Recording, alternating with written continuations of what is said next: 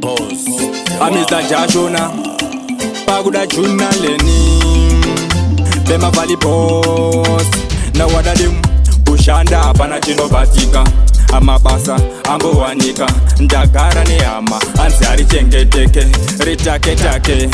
Ndichashikarini ndichichema Ndichashikarini ndichichema Mwari ndibazire ndikure Mitoro yangu ndakuda undichure Ndichashikarini ndichichema Ndichashikarini ndichichema Mwari ndibazire ndikure Mitoro yangu ndakuda undichure Kugara kumwe hanzi mati pa mtoro Tomita sei mwana ane simsoro Namo yacho yandisengeza mtoro Namo yacho yazondiendesa choro Ndombogara ndichimboti zvichabatana Pati ndongoona penyu wacho uchikatana Ndombotsvaka wangu bebi tombodanana Ndingasvika rini kweni ndichita semwanana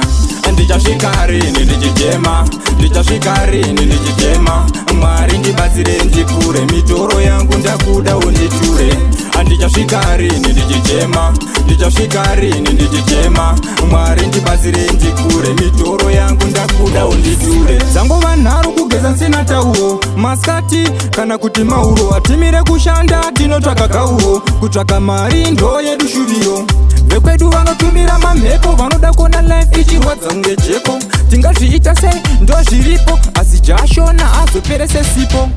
Ndichasvika rini ndichichema Ndichasvika rini ndichichema Mwari ndibatsire ndikure Mitoro yangu ndakuda undichure Ndichasvika rini ndichichema Ndichasvika rini ndichichema Mwari ndibatsire ndikure Mitoro yangu ndakuda undichure Kugara kumwe hanzi mati pa mtoro Tomita sei mwana ane simsoro Namo yacho yandisengeza mtoro Namo yacho yazondiendesa choro Ndombogara ndichimboti zvichabatana Pati ndongoona penyu wacho uchikatana Ndombotsvaka wangu bebi tombodanana Ndingasvika rini kweni ndichita semwanana